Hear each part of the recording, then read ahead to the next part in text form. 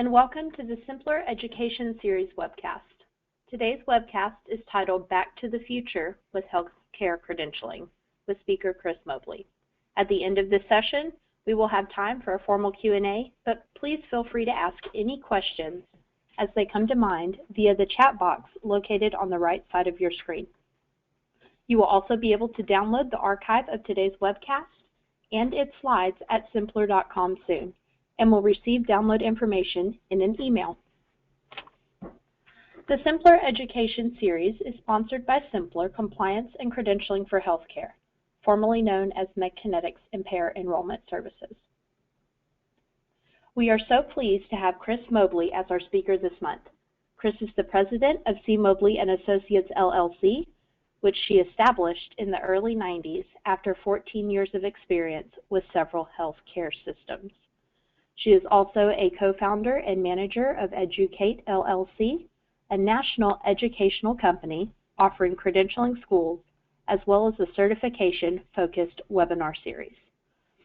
Cris is also a NAMS instructor and a former NAMS president. I'd like to turn it over to her now. Thank you, Callie, and hello everyone, and thank you for joining us today. I hope we're going to have an interesting discussion and topic on Back to the Future. Our objectives for today, we're going to describe the progression of credentialing and privileging since 2000 that medical staff professionals and credentialers are experiencing. We want to define some of the major changes that have been and are occurring, requiring modification of the processes and our thinking. And let's identify areas of expertise that professionals need to possess or hire to keep up with the new world. And hopefully we can embrace and accept the challenges and changes. Next. So just very briefly as a background to bring us up to today, you know, we say gone are the days, or back in the day when I first started out in this profession in the mid to late 70s, we had no reappointment, we had no privileging requirements, and we really weren't required to primary source verification until the mid 80s. So, I mean, it really used to be that easy. There were primarily single community hospitals. At that time, no outpatient care, or if it was within the hospital walls. Ambulatory surgical units were not around, urgent care, and very few clinics we didn't see. Physicians were primarily in solo practices with no physician assistants, no nurse practitioners. They did it all. And they generally practiced in one location for their career. And there were no employed physicians to speak of. There was certainly no managed care. There was no FPPE, OPPE, or core measures. We had no telemedicine. There was no expedited credentialing and few, if any, temporary privileges. People had to wait the couple of months that it took to process their applications. And we certainly didn't have any credentialing or quality software or internet or intranet. So you get the picture. It was kind of walk in the park. And for some of you who might be listening, maybe you were working back in those days and can remember this. Others of you may be very surprised how really easy it used to be. Our role back in those days was that we processed applications and we did it manually. And for the reappointment, when we did start having to reappoint physicians, the end of 2 years, if there wasn't anything adverse in their credentials files, the no news is good news worked for everybody. We didn't have to really have the types of competency report cards that we do today. The chart review audits back then, unfortunately, were primarily used to find out what physicians weren't doing a good job and to discipline them. And so it was looked upon as, you know, finding the bad boy or the bad girl. We maintained a roster. Many of those rosters were typed and they were, you know, a manual list. Other than physician office, patient care was only provided in the acute care hospitals. and we had manual worksheets to track our applications. Minutes, we did meeting minutes, we did agendas, we did filing, we certainly planned the Doctor's Day celebration, and like I said, that was just a real piece of cake. So, giving up those days a long time ago, let's fast forward to the year 2000 and the new millennium. At this time, managed care is starting to pick up. Healthcare systems have arrived. I was in a community hospital in the late 80s, and we were in the process of merging with there were two Catholic healthcare systems in Colorado Springs, and that was, you know, I think about the late 80s when we were starting to merge the two healthcare systems. Group practices, exclusive contracts, and employed physicians is starting to happen now, not with great speed, but we are starting to see this. We have the Kaisers and the Mayo Clinic who are employing their physicians. And a lot of ancillary, what we call ancillary specialists, have exclusive contracts with hospitals like the radiology and the pathology, and I remember the nuclear medicine and now emergency medicine and other specialties that work just within the hospital are starting to sign some exclusive contracts with hospital administrations. And then we had the onset of the hospitalists. And for a while, we were saying, who are these people and what are they doing in my hospital? And my gosh, how am I going to privilege them? And it was a big question for a lot of us. We just didn't quite understand the concept of hospitalists. And now we're also starting to see teleradiology pop up, and that was for the off-site reading of x-rays in the middle of the night when the hospital radiologist did not want to take call or come in to read an x-ray from an automobile accident or whatever the hospital needed them to read for. In addition, next, CVOs, or credentialing verification organizations, were expanding from the early medical society services. And for those of you who don't know, there were about 80 medical societies around the country who in the late 70s and into the early and 90s were actually processing applications for local hospitals. We didn't have any of the commercial CVOs that we do today, but it really started with the medical societies back in those years. Many now are starting to use credentialing software, but many aren't. We didn't have the proliferation of credentialing softwares quite yet. We now have quality assurance standards, and we've heard the terms continuum of care, total quality management, and all of that now is in full swing. Peer review has advanced in concepts, and we're now collecting more data that we can use at the time of reappointment.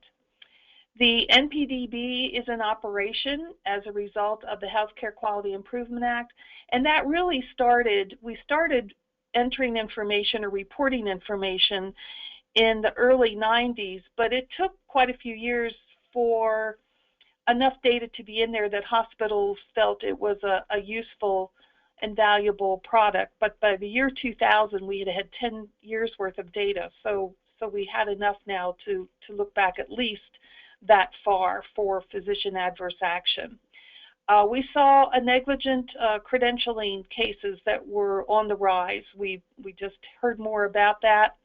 And then NAMS, as a result of the credentialing that started happening in the managed care, in the physician offices, in the clinics, in those areas outside the hospital walls, our national association, NAMS, offered a new credentialing certification. That was CPCS. And I think the first test was in 1996, if I remember correctly. And now we're seeing more non-physician providers increasing in numbers. We started out, I believe, with clinical psychologists and licensed social workers. and then it has progressed from there. So next, our role, the MSP or credentialer's role. We had the back in the day, you know, those first couple of slides that we talked about, plus now we're expected to do work faster than a speeding bullet. We're getting a lot more responsibility, and we are now privileging for special procedures. We're looking at off-campus care that we're needing to credential those providers for.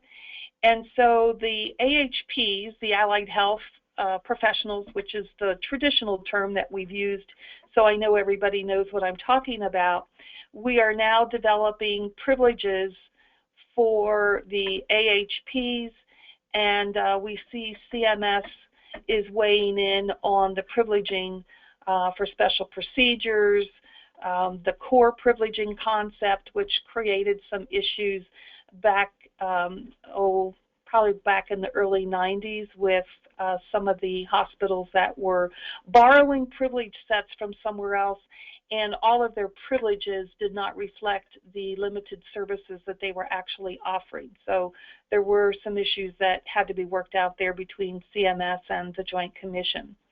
We're now learning to use computers and software. Many more people are purchasing credentialing software. And we're seeing, because there are negligent credentialing cases, lawsuits from patients that had perceived bad outcome, we're also seeing more hospitals restricting privileges for practitioners applying for them or denying privileges. So we started to see an onset of preparation and staffing for fair hearings. I have a colleague who spoke at a state chapter meeting last week, and she was saying back then at one hospital where she was working, she had 30, that's 30 fair hearings going on at one time. I can't even imagine that, but that was the reality in some places. People are getting certified because of the new certification as CPCS, and many are adding that to their already CPMSM certification. We're learning in the days of TQM and continuing of care, hospitals are adopting philosophies from Deming, Duran, Crosby, not Stills and Nash. I just had a continuation thought there. Okay, next. So, continuing with our role in the new millennium, we also saw a lot of re-engineering of processes and staffing. Our responsibilities were expanded: quality management, peer review, CME, or we were integrating our work with quality management and risk. Reporting to now medical directors. Hospitals didn't have medical directors in the early days, but now we were seeing medical directors, then going to vice presidents of medical affairs, and now the term I think more common today is chief medical officer. We were using fax machines and pagers and cell phones to communicate. We had more methods of communication than we ever had before. And because of the influx of physicians into managed care, and physicians were starting to relocate to go for better positions or an employed position, we were processing more temporary privileges. And because there was a lack of specialties in many organizations, especially the rural or small hospitals, locums were popping up all over the place, and we had to credential them as if they were going to be a permanent member of the medical staff. I think at that time then we also started to see our profession see a greater opportunity to utilize their skills in a non-physician environment, non-hospital environment. And so we were because we had more credentialing verification organizations and they were starting up commercially because of managed care, we had a lot of professionals move to work for CBOs. Some of them went into the managed care organization environment, and some into PPOs. And so we were kind of spreading ourselves out because there was more opportunity for us. So next, as we fast forward now to 15 years plus, since the year 2000, we're now in 2015, I think we can definitely agree that we've got a new day, it's a new dawn, it's a new world, and our environment, our working environment, is very different today than what it was before, especially in the technology. Next slide. That was the next slide. Fast forward to 15 years to today's new world. So I can ask you these questions. I certainly can't hear your answers, but how are you using technology? As I go out and consult and work with a lot of hospitals, I see a varying degree of how people are utilizing their technology. From they maximize it and they're always, you know, getting the upgrades and learning how to use all facets of the software they are buying, the additional modules that software companies are now producing and offering to help us in our work. And then I see other organizations where they have a really good system, but they're not necessarily maximizing it. And the third thing I see is that people are utilizing their software, but they kind of have this backup manual system that they continue to use, which sort of defeats the purpose of having a computer software that will do that for you. And we'll talk a little bit more about that in a few slides. So if we look back at this list on the Technology Plus, we can see that many more people now are using a paperless application, and a lot of that is because some of the credentialing softwares have a program that allows applicants to strictly use the computer to fill out their application and fill out their privilege forms and submit all of the information.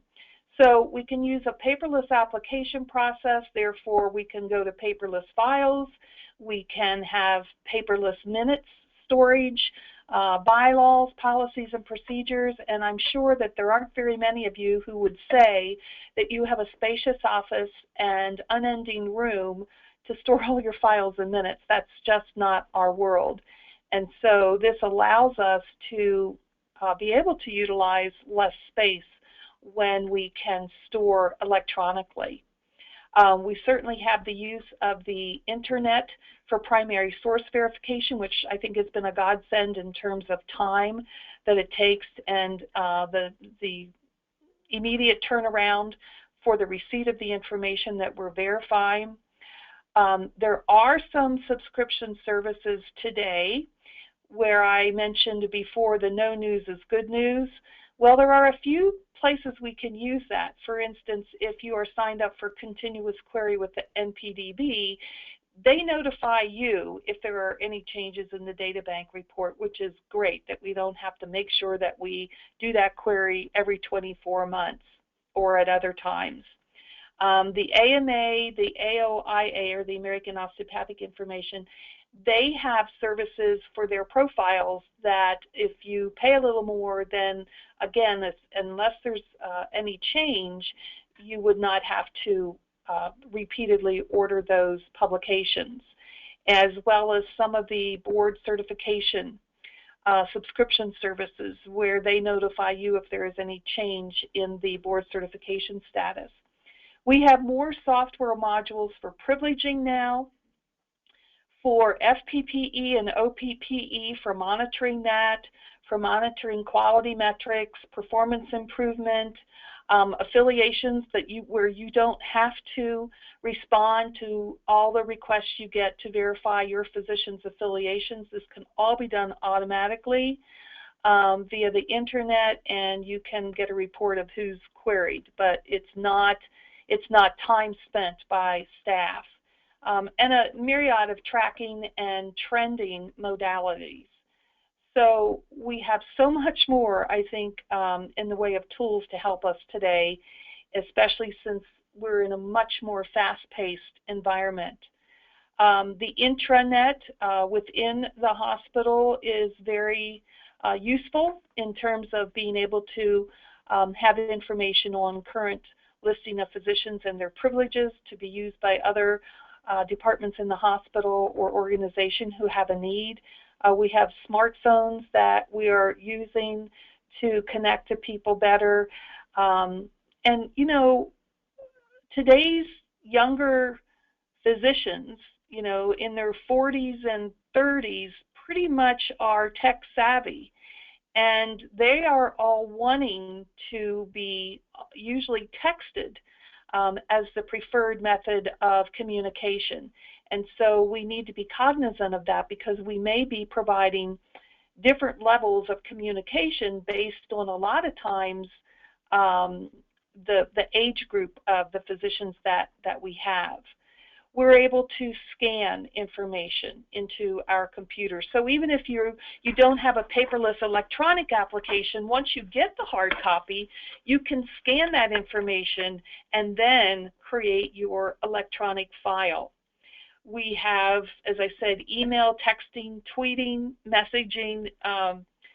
For some of us, it's a little hard to keep up with all of this, but in our jobs, it can become very important. We have the go-to meetings, like the technology that we're using today, where we don't have to have all of the committee come to a physical space and meet. We can have conference calling, and I mean, this is just really a handful of the types of technology. Next slide, we have the plethora of accrediting organizations. For so many years, we had Joint Commission and HFAP, which was the original Osteopathic Accrediting Association. Even though there aren't that many osteopathic-only hospitals existing today, many organizations have chosen to use the HFAP accreditation. And we have others, DNV, CIQA is the newest one, I believe, AAAHC for physician office groups, URAC, CARF, NCQA, and then we have the CMS regulations. So we have a lot more that we have to comply with. Some organizations even have dual accreditation, plus anybody who's getting reimbursement for Medicare, Medicaid is also complying with CMS conditions of participation. Our OPPE and FPPE for the Joint Commission and HFAP hospitals is in full swing. It just started for HFAP, so that's here to stay, and that's, I think, a big area that many people are still working on refining and even defining to some extent. We have recruitment in hospitals now. Some of you, or many of you, may be involved in the recruitment process. If not, you should be at least communicating with your recruitment department, because otherwise a lot of things can go wrong there with a lack of communication. We have accountable care organizations, patient safety organizations, so there are, you know, some pressures there for production. Many more healthcare system credentialing verification departments or services. So the various hospitals in the system may have combined their credentialing responsibilities into one centralized office, which I think is a really good thing to eliminate a lot of duplication of efforts. We also have more privileging dilemmas today. We've got the issue of the aging physician. They are working longer, and or they are retiring and then deciding that they aren't making as much money as they want to or need to, so after a couple of years they want to come back into the practice of medicine. So we're dealing with that, increased behavior and impairment issues. And I think especially for the behavior, we see an increase because organizations, I believe, used to tolerate suboptimal behavior in the former years, but not today. Impairment issues are on the rise. We have, with the onset of hospitalists and many physicians getting to the retirement age, not really practicing, but not really wanting to give up their privileges. So we have the dilemma of low volume and how do we guarantee current competency with those physicians. And there are constant technological advances, so we are constantly having to update some of the specialty privilege forms, and the turf issues has always been there. And again, more negligent credentialing cases. Even if they don't follow through to court, it's a lot of money, a lot of time, and a lot of resources for the institutions, and a lot of your time that's taken up with these kinds of lawsuits. And finally, not a complete list, but there are fewer physicians providing inpatient care, more hospitalists, more non-acute healthcare settings, and how do we privilege there?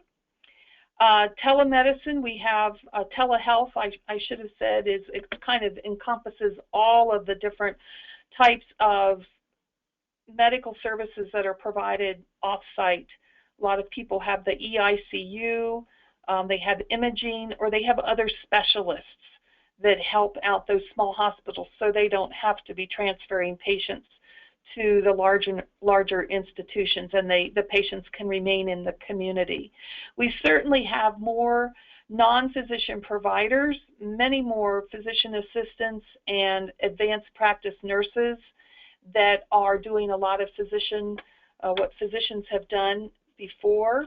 And so the privileging is very important for them. We're seeing radiology assistants, anesthesia assistants, PharmDs are really starting to look at being privileged depending upon the roles that they play and whether or not they are defined by the CMS's medical level of care. And we still have the clinical psychologists, the licensed social workers, and then, oh, by the way, we have the acupuncturists and the chiropractors who are wanting to get in on the privileging and the treating hospital patients. So we have a much larger group of practitioners who are caring for patients today that we have to credential and privilege or authorize. The healthcare today is also more competitive. There's less reimbursement, which, you know, everyone's crunching to look at staff numbers, et cetera. And we have more mergers and acquisitions, and for some institutions, almost a revolving door of CEOs. So it's kind of difficult to stay on track philosophically when your senior administration is not stable in your organization. So as far as our role next in the credentialer's role, or the medical staff professional's role, it's kind of, we have a combination of the back in the day, the speeding bullet, and now we're at warp speed today, moving very quickly. And now I see some more of our colleagues going to what we call the C-suite, the CEO, the CMO. We've got the Chief Credentialing Officer, which could be one of us as opposed to a physician. There are corporate positions available. Some organizations, some healthcare systems have a corporate medical staff services department or service that consults with all of the member hospitals. And so I think, again, we have even more professional choices to make and ways to move up the ladder if that's our goal. We need to do more with less. We have shrinking budgets. That's almost a broken record. We are expected to do more with less staff. So that's why all this technology comes in, and we have to really be able to utilize it well. We need to do statistical analysis and reporting. which the software programs can help us out with. We need to keep up with the technology now that we have it. Compliance is a big issue, and we just have to continually monitor the industry for changes and keep up with that to assure that will do well with our accreditations. Next, our role can be in recruiting and contracting. Many of you may be involved in one or the other. You may be involved with your IT service in some website development to get what maybe your software doesn't have. You may be responsible for developing and overseeing the FPPE and OPPE and other monitoring services, and to work on process improvement just within your own department. Next, the credentialer's role. I would ask you what's been added to your job within the last year, and I'm sure many of you could tell me that you've had more added to your jobs, or the last 2 years or 5 years, or some of you think back 10 years and then today. How different is your job, and how much more do you have? Also, how much has your level of expertise been tested, or your staff's? Because as we move into these newer areas, contracting, recruitment, statistical analysis, a lot of times that's expected to come out of your area. So how well do you feel that you or your staff have the expertise to respond to today's demands? And or how comfortable are you today that you and or your staff have all the training and knowledge and experience needed to operate a functioning at optimal level department? And as I go around the country and speak on this topic, I really don't see a lot of people that are totally comfortable with what they know or what they need to know or what their staff needs to know. So, you know, what do we do about that? I've got a rate yourself slide next that says to rate yourself in terms of confidence level of experience, training, knowledge for you or your staff. So do you have the highest degree of confidence in all areas related to the job? Many people do not. Missing, or do you feel you're missing some degree of confidence but are in the process of making changes? Really in need of expertise, training, and or knowledge in some critical areas, and or to be prepared to take on additional responsibilities. So this might give you something to gauge, you know, where you are or where your staff is.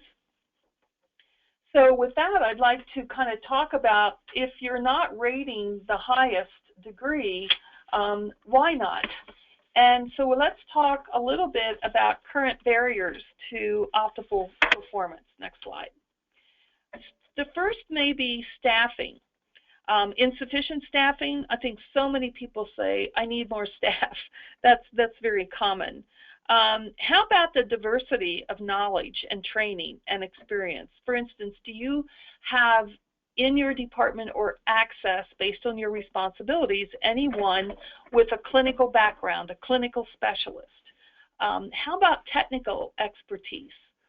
Those of us who didn't grow up in a tech world, you know, may need to have someone that's got a lot of ability and aptitude to maybe maximize our software system and learn how to do reports and statistical analysis. Sometimes I find that attitude has something to do with the success of our jobs or our departments.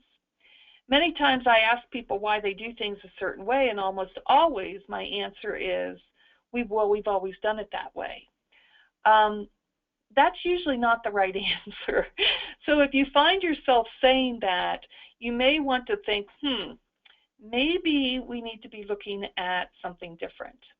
Or we can't see the forest for the trees. We are so busy keeping up with today's rush for a temporary privilege, or something's happened that we've had to summarily suspend a physician on the spot. And so, you know, we really can't get to the things we'd like to get to in terms of education, training, et cetera, because we're just in the weeds and we can't see a way out. sometimes people may be intimidated. Well, I don't want to hire expertise that I don't have because then that person knows something that I don't, or they may know more than I do. And that can really, I think, damper some success of your department. Or some people will say, I'm retiring soon, so I'm not going to make any changes. The next person can make the changes. And that's really working to the detriment of the organization and probably yourself. So at least I would say if you're going to be retiring soon and you don't want to learn the new tricks of the trade, allow somebody else in your department to start in that area. Next, the technology deficient.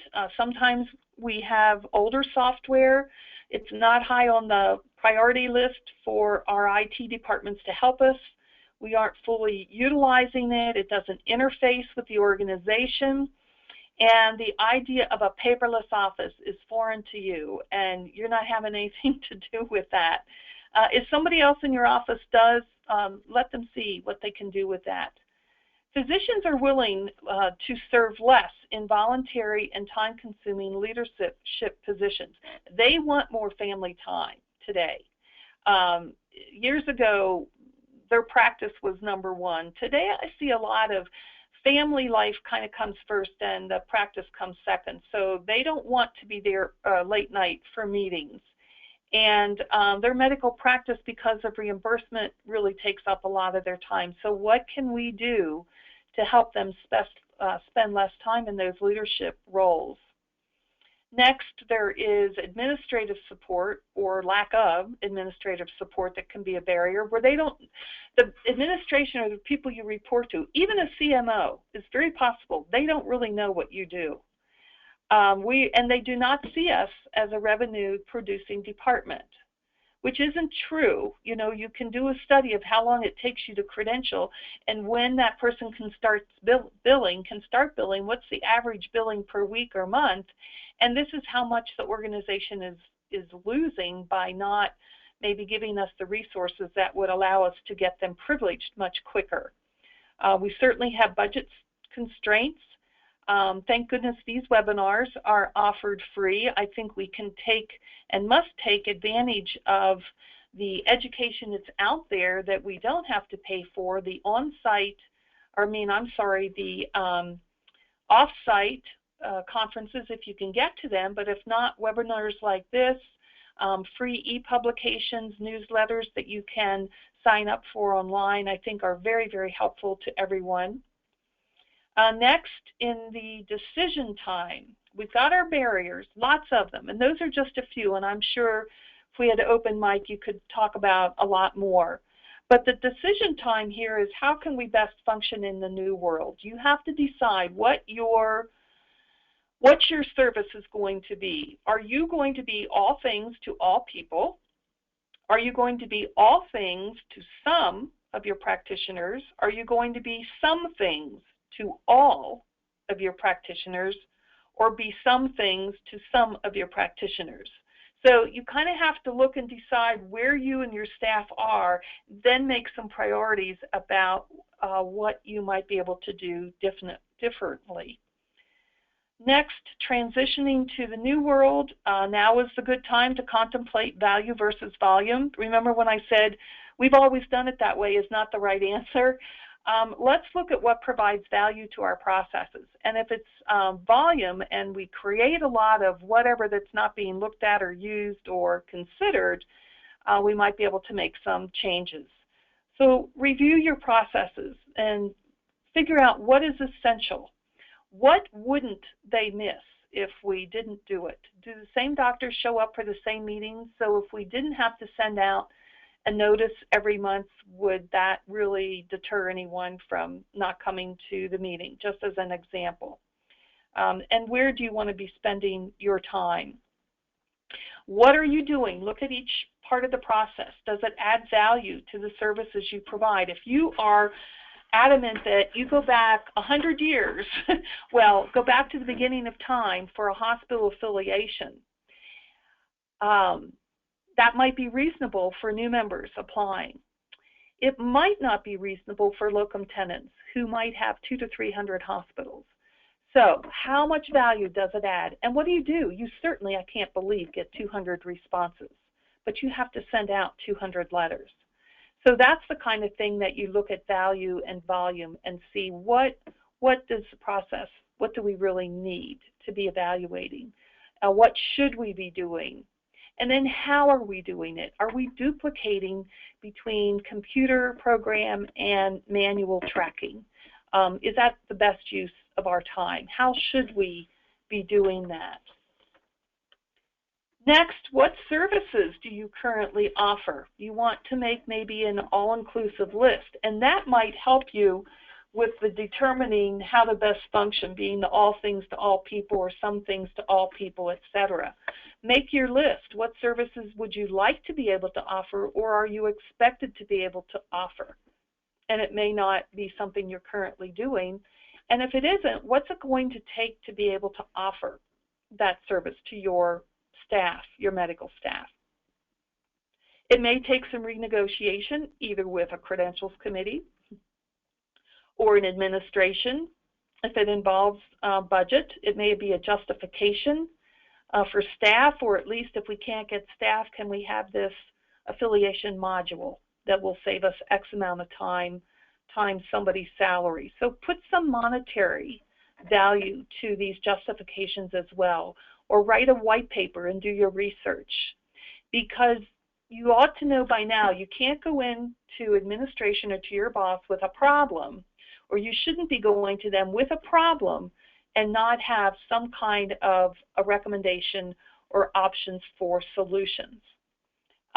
It may take some reorganization within your staff department. Those of you who are in multiple people departments, how long have you been organized the way that you are organized? Have you ever considered that a different, assigning different responsibilities to people would be good? Next, what resources do you currently have? What resources do you need? And what will it take to achieve best practice? I would suggest next that you choose your battles. What's important right now, maybe we don't need to die on this hill today or this year, but prioritize what would be the most meaningful if you could make a change or an improvement. What do you know that you can get easily might be another maybe top priority. What might take more work, and then you'll need to determine at what point you think you can be ready to go in and make your argument. Set your priorities, have a plan, arm yourself with the data, the justifications, the solutions, the options, the cost. Certainly the cost should be included in that. And then practice. Practice with your staff, practice with somebody else to go and talk to someone up the ladder. Next, skill sets. What do we need in this new world? Our role is not only to support the medical staff and administration, but to develop new areas of support. It's now an expectation. So maybe we agree to take on the medical staff performance improvement piece from quality. But in order to do that, then let's transfer someone over, or we need the resources to do it, because very often that's not the priority for the quality department or the PI department. Medical staff is kind of, second-class citizen. So think about what you might need before you volunteer to do that. It requires constant monitoring of the industry, so we can anticipate changes coming, like new accreditation standards. We can plan a strategy. We can get the resources so that by the time that requirement is in place, we are ready for it. Today's generation of medical staff departments also require skill sets in areas like, as I mentioned before, IT, technology, recruitment, clinical expertise, and contracting. Next, we can look at complex data management, IT expertise for management and integration of all the data sets.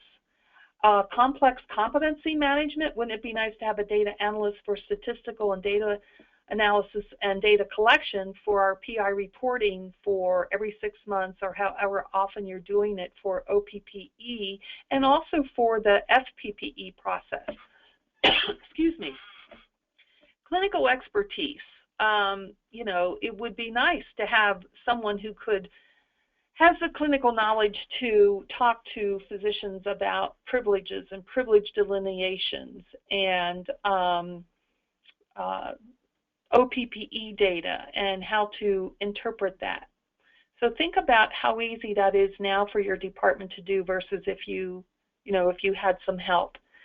And next, there are additional skill sets or training needs in HR management skills for team building, personnel issues. Those who are managers, sometimes management of a department takes more time than actually rolling up your sleeves and doing some of the actual work, and totally understandable.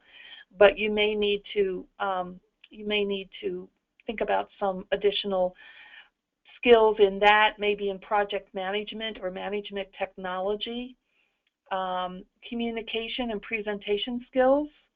Some people are very concerned about presenting, but practice, practice, practice, and it will get easier, I promise.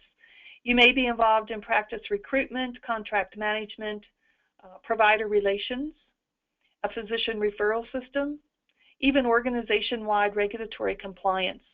So there are many, many opportunities out there for you to take advantage of. Next, you might have to get the degree necessary. Many organizations are requiring a bachelor's, maybe even a master's. It's more competitive. And the more education you have, the more money you can probably request. Hire the expertise you need but you don't have. If you have a position open, think about what qualities you would like that person to have and something other than what you possess yourself. Be proactive for more responsibilities and oversight and ask for the resources to do it, and then find the means to make it happen. Next, and close to last here, transitioning to the new world. How will you know if you have transitioned well? How well is your department working? How many kudos do you get from your physicians and from your administration? If the work is getting accomplished and you have good work outcomes, then I think you can say you've transitioned pretty well to 2015. The skill sets next, opportunities I think abound as we improve and expand the services we provide, whether that be voluntarily or involuntarily.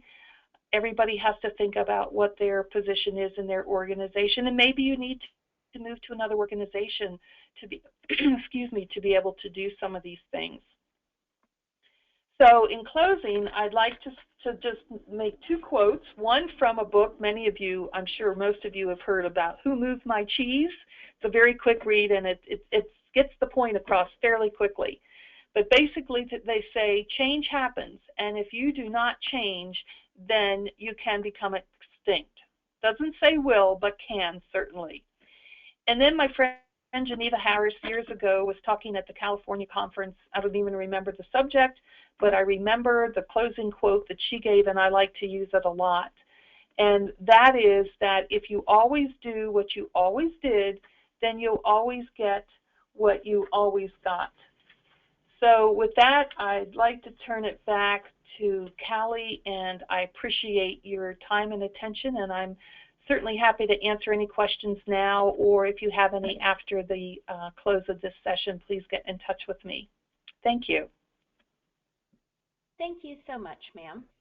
And now we're going to pause for a brief commercial break to talk about symplr as it relates to this topic. symplr, formerly MedKinetics and Payer Enrollment Services, has numerous provider management solutions for you and your facility. Our easy-to-use, effective solutions help you manage the complete life cycle of your providers. We offer provider credentialing, provider privileging, peer review, event reporting, and payer enrollment solutions. If this sounds like something that would benefit your facility, please contact us at sales@symplr.com. That's sales@symplr.com. And now please join us for the Q&A with Cris. If you haven't done so already, please ask your questions in the chat box and we will get to as many as we can. We would also like to remind everyone that we will be providing a link via email for an archive of this webcast and to download the slides. To ensure that you get this email, please add communications@symplr.com to your address book. All right, first question. Let's see. This comes from Natalie. She's asking if there's the slide deck that's going to be sent out to participants, and yes, Natalie, we will. The next one comes from Jennifer. Her question is, do you see that most medical staff offices also handle the provider enrollment piece with the insurance carriers? That's a good question. I'm hearing more and more that this responsibility is falling into the laps of the medical staff office. I think because of the current contracting today, and the belief that anything that has to do with the medical staff goes to the medical staff office. So usually in audiences where I am, or in some of the classes I teach, where I ask people, and I've been asking for probably the last 2